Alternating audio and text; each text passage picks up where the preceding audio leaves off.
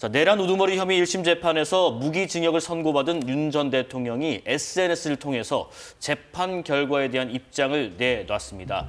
계엄에 대해서 사과한다면서도 군이 국회에 갔기 때문에 내란이라는 논리는 납득하기 어렵다고 주장했습니다.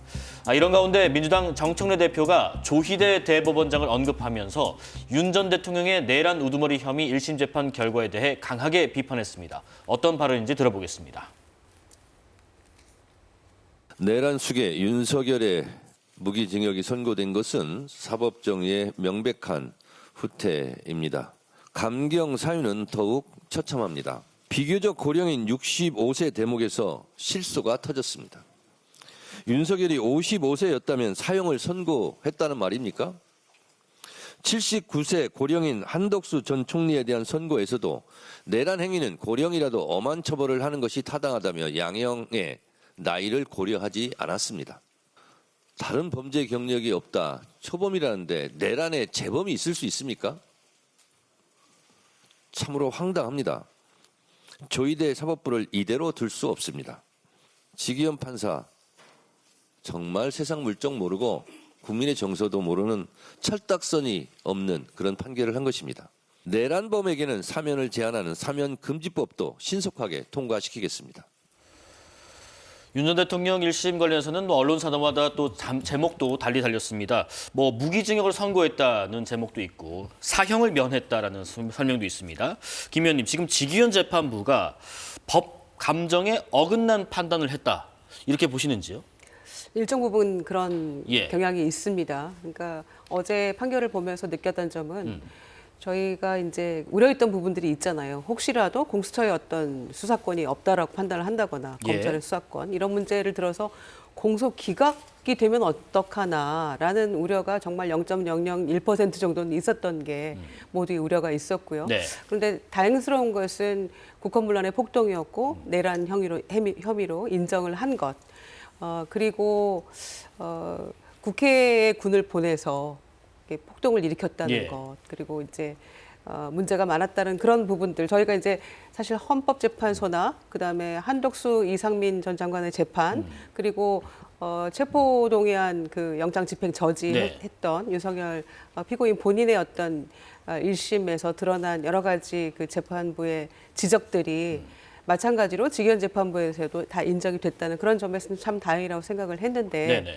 문제는 양형에 있어서 고령이 비교적 고령이라는 점이랄지, 무슨 물리력 행사를 자제했다랄지, 또 실패한 내란이었다랄지, 이런 것들이 그런 것 때문에 무기징역에 이르렀다는 것을 국민들이 선뜻 납득하기가 어려운 부분이 있었다라고 생각을 합니다. 예. 그러니까 헌재나 다른 재판부에서 얘기했던 것처럼 물리력 사용을 자제하려고 했던 것이 아니고, 그것은 현장에 있던 젊은 군인들이 소극적으로 임무를 수행했던 그런 것 때문이었고, 그들이 자제를 한 것이고, 그다음에 국민들이 정말 목숨 걸고 저항을 했고, 국회에서 정말 신속하게 담을 넘어서 해제 의결을 했기 때문에, 그래서 이 지속되지 않았던 것이고 실패할 수밖에 없었던 걸로 귀결이 됐는데, 예. 마치 이게 윤석열 피고인이 자제력을 발휘하고 또 치밀하게 계획을 못 세우고 이랬기 때문에 무기징역으로 갈 수밖에 없다라는 그런 그 부분에 대한 것 때문에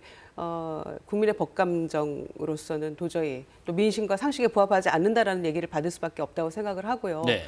어제 쭉 읽어나가는 그 과정에서 무슨 영국의 찰스 1세까지를 들먹이면서 설명했던 그 내용으로 봐서는 귀결이 사형으로 가는 게 맞았거든요. 네. 그런데 갑자기 이게 비틀어졌다고 저는 생각을 하고, 그래서 이런 부분들은 항소심에서 저는 반드시 바로 잡아야 된다, 이렇게 평가합니다. 감경 사유에 있어서 적절하지 못했다, 이 말씀이신 것 같고, 정 대표는 또 그런 얘기를 합니다. 한덕수 전 총리 재판부는 칭찬했지만은 지기현 재판부는 또 비판했어요. 그러면서 조희대 사법부가 사법 정의를 흔들었다라고 하는 이유는 어디다 보십니까? 근데 누가 여당 대표한테 재판부를 칭찬하거나 비난하거나 할 권리를 줬죠? 저는 이 비상계엄이 내란이냐에 대해서는 논쟁이 계속 있었죠. 그리고 윤석열 전 대통령은 판결이 나왔지만 거기에 대해서는 납득하기 어렵다라고 이제 말했습니다. 그러나 어쨌건 재판부가 이게 국회의 기능을 무력화하려고 했었던 것은 국헌문란이다. 네. 그리고 군을 보냈기 때문에 폭동에 해당한다. 라고 판결했지 않습니까? 그렇습니다. 저는 일단 판결이 나왔으면 승복하는 게 법치 사회죠. 그리고 당사자는 불복해서 항소를 할 권리는 본인의 국민의 권리이지만 적어도 정치인은 더더구나 책임 있는 정치 지도자는 승복해야 되는 것이죠. 그런데 지금 정청래 대표는 처음부터 결론부터 정해놨지 않습니까? 사형이다라고 정해놨고 그다음에 그렇게 하지 않으면 법 왜곡죄로 처벌할 수 있다. 이렇게 노골적으로 협박까지 했습니다. 뭐 내란 특별재판부 추진한다. 위헌적인 얘기도 많이 했었죠. 그런데 이제는 판결이 나오니까 또 예. 조희대 재판부, 조희대 사법부라고 비난하지 않습니까? 그러면 어떤 사람에게는 무조건 사형을 선고해야만 그것이 사법 정의이고 조희대 대법원장 비난하는 이유가 뭡니까? 바로 이재명 대통령한테 유죄 판결 내렸다는 것 때문에 지금까지 비난하는 것이지 않습니까? 그럼 어떤 사람에게는 유죄 판결 내리면은 그 사람은 비난의 대상이 되는 거고 척결의 대상이 되는 거고 이게 법치 국가입니까? 그러니까 저는 똑같은 법의 기준과 원칙이 적용되는 그런 국가가 돼야 되는 게 맞다. 그래서 판결은 승복하고 예. 그러나 정청래 대표의 저런 저거야말로 저는 망언이라고 생각합니다. 그 1심 판결 무기징역은 받아들여야 한다라는 입장이신 거고요. 김용현 전 국방부 장관 얘기를 잠깐 또 해보면은 징역 30년을 받았습니다. 판결문 잠깐 보면요. 그런 얘기했습니다. 김 전 장관이 윤 전 대통령의 비이성적인 결심을 옆에서 조장한 측면이 있는 것으로 보인다라고 말하기도 했는데 윤 전 대통령에게 내란 우두머리 혐의의 최저형인 무기징역이 선고되고 김 전 장관에게는 내란 중요 임무 종사 혐의의 유기징역형 중에서 상한인 징역 30년을 줬단 말이죠. 이것은 뭘 말해주고 있다고 보시는지요, 김 의원님? 글쎄요, 저는 이제 어제 1심 선고 자체가 예. 김용현 무기징역 그대로 갔어야 된다고 생각하고 또 윤석열 피고인에 대해서는 사형으로 가는 게 맞다. 구형대로. 네, 구형대로. 설사 우리나라가 사실상 실질적 사형 폐지 국가라 할지라도 네. 그 전반적인 내용으로 봐서는 그게 맞다. 그리고 사실관계가 분명하게 정리되지 않은 부분들도 상당히 있다. 네. 이를테면 이상민 전 장관은 7년을 받았는데 그 밑에서 명령을 따랐던 조지호 청장이나 서울청장은 12년, 10년 이렇게 받았단 말이에요. 이 부분은 뭔가 앞뒤가 안 맞는 거죠. 그래서 이런 것들이 바로 항소심 가서 내란 전담 재판부에서 좀 정리가 될 필요가 있다 이렇게 생각하고요. 네.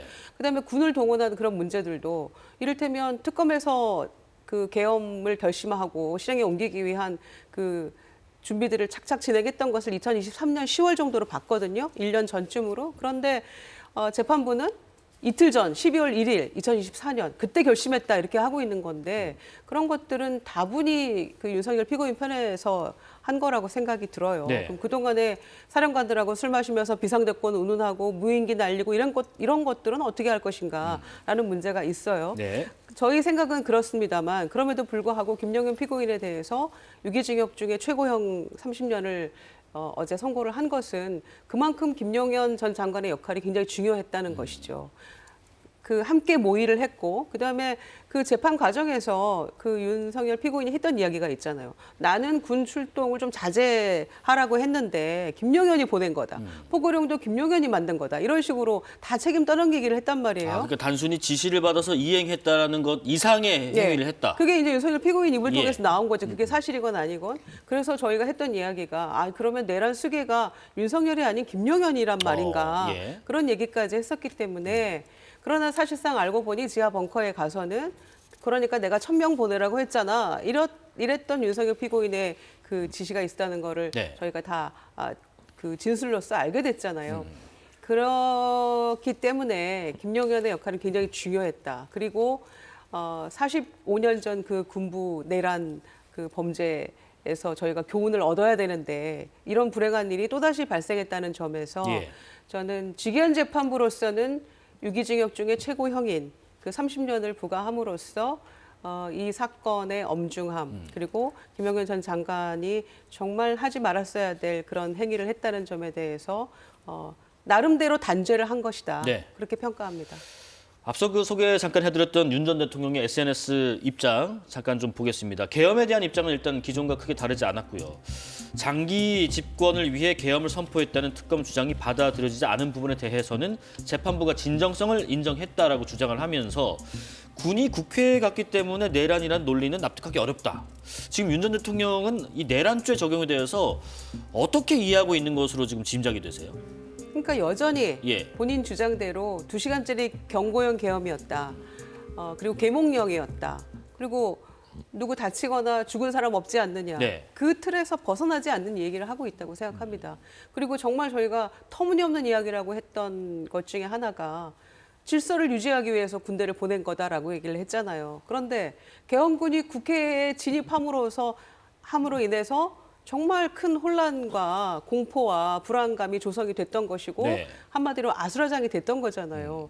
어떻게 계엄군이 질서 유지를 하러 갔습니까? 그 때문에 질서가 깨진 거였잖아요. 그러니까 그 망상과 본인의 주장에서 한치도 벗어나지 않은 이야기를 그 1심 선고 난 이후에 마치 네. 약간 국민에게 사죄하는 듯한 그런 표현을 빌어서 결국에는 마찬가지의 주장을 하고 있는 것이다. 네네. 라고 생각합니다. 지금 항소 여부에 대해서는 좀 회의적인 입장인 것 같습니다. 사법부의 독립을 담보할 수 없고 법과 양심에 의한 판결을 기대하기 곤란한 상황이라고 바라보던데 이런 시각에 대해서 호 위원장님 견해는 어떠십니까?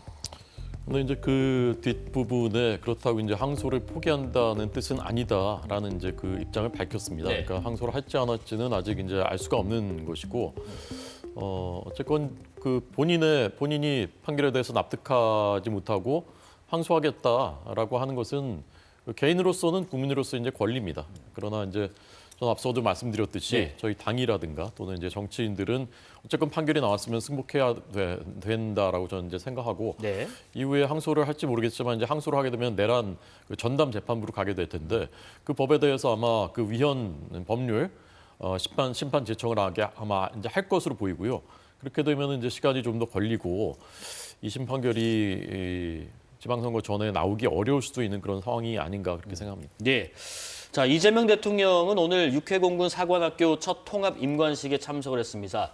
이 자리에서 군 장교라는 장도에 오르는 신임 소위들에게 이런 당부를 하기도 했습니다. 군의 지난 과오를 철저히 반성하고 전련하여 오로지 주권자인 국민만 바라보는 진정한 국민의 군대로 거듭납시다. 우리 헌법은 대한민국의 주권은 국민에게 있고 모든 권력은 국민으로부터 나온다고 명시하고 있습니다. 그러므로 국가란 곧 국민이고 국민에게 충성하는 것이 바로 국가에 충성하는 것입니다. 여러분은 임관한 이 순간부터 오직 국민을 위해 군이 존재한다는 사실을 결코 잊지 말아야 할 것입니다. 불법 계엄의 잔재를 말끔히 청산하고 본연의 임무와 역할에 충실한 대한 국군을 만들어 갑시다. 보신 것처럼 신임 장교들에 대한 정치적인 어떤 중립 의무 또 정치 상황에 휘말려서 안타깝다는 입장도 좀 들어보셨는데 지금 관련해서 여당에서는 내란범 사면 금지 입법도 추진되고 있는 상황입니다. 호 위원장님, 지금 사면권이라는 것은 일단 대통령의 헌법상 고유 권한인데 네. 내란범 사면 금지 입법 이게 그러니까 일반법으로도 제한이 가능한 부분인가요? 그 전에 그 이재명 대통령 발언에 예. 대해서 잠깐만 제 말씀 입장을 말씀드리고 싶은데요. 네네. 저 듣고 있는 그 인관하는 그 장교들이라든가 또는 군인들이 그런 생각했을 것 같습니다. 네. 도대체 뭘 반성하라는 얘기지? 뭐와 절연하라는 얘기지? 거기에 지금 적극적으로 이 동조하고 군인들 중에 그런 사람이 지금 누가 있습니까? 윤석열 대통령의 비상계엄에 대해서. 그런데 지금 장성만 해도 수십 명을 그냥 날려버렸지 않습니까? 그냥 숙청해버렸지 않습니까? 그다음에 연합훈련은 줄줄이 축소하거나 연기해버리고 심지어는 9.19 군사합의 일방적으로 다시 복원해가지고 현대전의 핵심인 것으로 알려진 드론 훈련까지 못하게 하는 이런 안보 자해를 하면서 군인들한테 국민을 위해서 봉사할 국민의 생명과 재산을 지키는 것이 군인데 도대체 어떤 그 안보관을 갖고 있는 것이 저는 들으면서 의심스러웠고요. 예. 저 사면금지법 헌법에 규정되어 있는 것이잖아요. 헌법에 대통령의 고유 권한으로 되어 있는 건데 그거를 법을 만들어가지고 그것을 부정하겠다라는 것이지 않습니까? 똑같은 얘기입니다. 지금 4심제랑 똑같은 얘기. 헌법에 분명히 대법원은 최고 법원이다라고 헌법 101조에 규정이 돼 있음에도 불구하고 예. 헌법을 부정하는 법을 만들겠다는 것이거든요. 그러니까 아까 말씀드린 그 법치주의의 관점에서 지금 민주당과 이재명 대통령 정부는 법치를 부정하고 헌법마저도 부정하고 자기들이 할 수 있는 것, 또 필요로 하는 것, 자기들한테 도움이 되는 것은 그냥 무조건 해버리겠다는 것이거든요. 이거는 장기 독재로 가는 그 토대를 만드는 것이고 이거야말로 저는 연성 내란을 하고 있는 것이다라고 저는 생각합니다. 장기 독재의 토대를 좀 만드는 것이다라는 비판까지 해주셨는데 내란범 사면 금지 입법을 일반법 입법으로 추진하는 이 사안에 좀 지나친 면이 있다고 보시는지요? 그러니까 이 부분에 있어서 예. 헌법상 그 대통령의 사면권과 충돌되는 지점은 없는지 조금 살펴봐야 될 부분이 있습니다만 네. 이 내란범 사면 금지의 취지는 저는 전적으로 공감을 합니다. 네. 그래서 아마 그런 부분들이 충돌되는 지점이 없는지 좀 살펴봐야 될 것 같고요. 네. 그래서 이 법은 반드시 통과시켜야 된다. 저는 그렇게 생각합니다. 예. 40여 년 전에 그 내란 사태 때, 전두환 내란 사태 때 그때의 어떤 그 교훈을 반면교사 삼지 못한 그 불행한 결과가 이번 내란 사태라고 생각을 하거든요. 그리고 그때 당시에도 전두환 1심 사형이었습니다. 결국 대법원에 가서 무기징역을 받았죠. 그런데도 한 2년 만에 사면이 됐어요. 네. 그러니까 아마 윤석열 피고인도 그런 생각하고 있을 거라고 저는 생각합니다. 대법원 가서 뭐 가을쯤 최종심이 나더라도 결국에는 뭐 좀 있으면 사면 되겠지. 이런 것들. 그래서 이런 일이 다시는 있어서는 안 된다, 없을 것이다라고 생각했던 게 40여 년 전의 상황이었는데 예. 이만큼 민주주의가 성숙하고 우리 국격이 이렇게 올라간 국제사회에서 선진국에 그 진입한 우리나라에서 이런 일이 있을 거라 누가 상상이나 했겠습니까? 그랬기 때문에 이번에 그 사면법을 반드시 개정해서 이런 일이 두 번 다시 없도록 해야 된다.